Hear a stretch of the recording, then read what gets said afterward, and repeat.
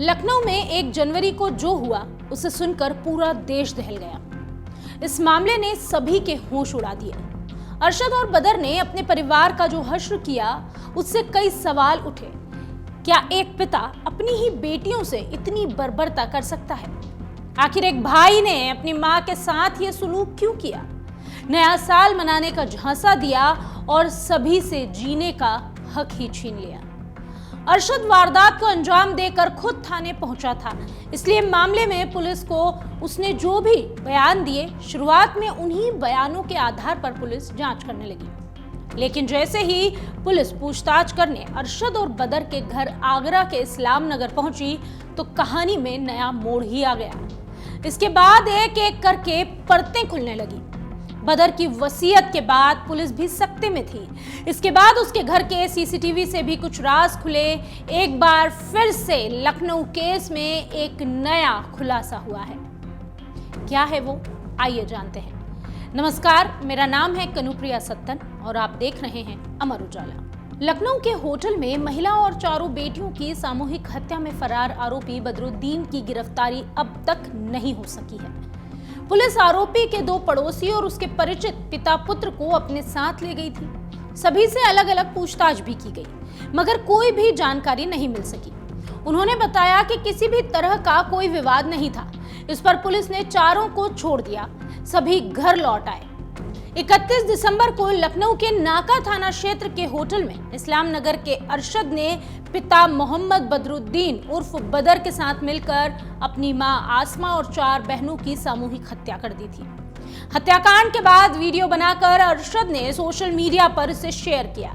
इसमें अपने घर के सामने रहने वाले अलीम खान, पड़ोसी आफ्ताब समेत अन्य बस्ती वालों पर आरोप थे। धर्म परिवर्तन कर हिंदू धर्म अपनाने की बात कही थी, मगर पुलिस की अब तक जांच में आरोपों की पुष्टि नहीं हो सकी। लखनऊ पुलिस 3 जनवरी को आगरा पहुंची थी। 5 जनवरी को पड़ोसी आफ्ताब, अलीम खान, खंदोली के रहने वाले बदर के मित्र पूरन सिंह और उनके बेटे जितेंद्र को साथ लेकर गई। अलीम और आफ्ताब से विवाद की जानकारी ली गई। सूत्रों ने बताया कि अलीम ने यही कहा कि बदर की आधी जमीन रुपए देकर खरीदी है। किसी तरह का कोई विवाद नहीं था।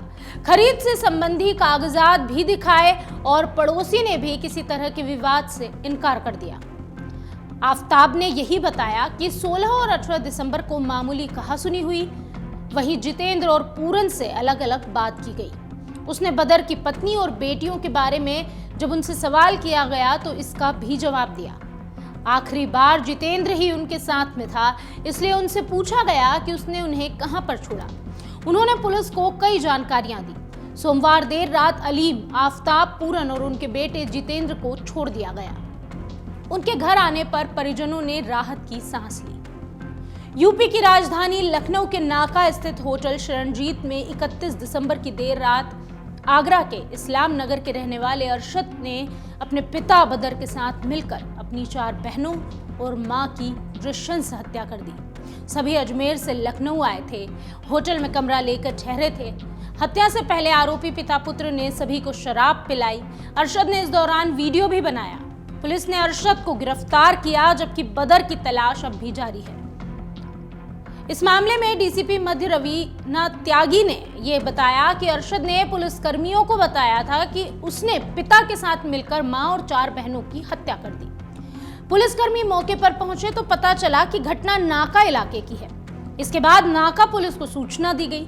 पुलिस होटल के कमरे में दाखिल हुई तो भीतर 5 शव बिस्तर पर पड़े हुए थे। पूछताछ में अरशद ने बताया कि उसने पिता के साथ मिलकर अपनी मां और 4 बहनों की हत्या की। आरोपी ने यह भी बताया कि मोहल्ले वाले उसके परिवार को परेशान कर रहे थे। इसकी ही वजह से पिता पुत्र को डर था कि अगर उन्हें कुछ हो गया तो परिवार के लोगों का क्या होगा।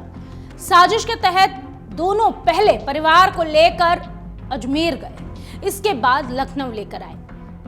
इसी साजिश के तहत आरोपी पिता पुत्र ने परिवार को नए साल की पार्टी लखनऊ में मनाने की बात कही। 31 दिसंबर की रात थी जब पार्टी के नाम पर सभी को शराब पिलाई। इतना ही नहीं, आरोपियों ने नाबालिग बच्चियों को भी जबरन शराब पिलाई ताकि बेसुध होने पर उनकी हत्या की जा सके।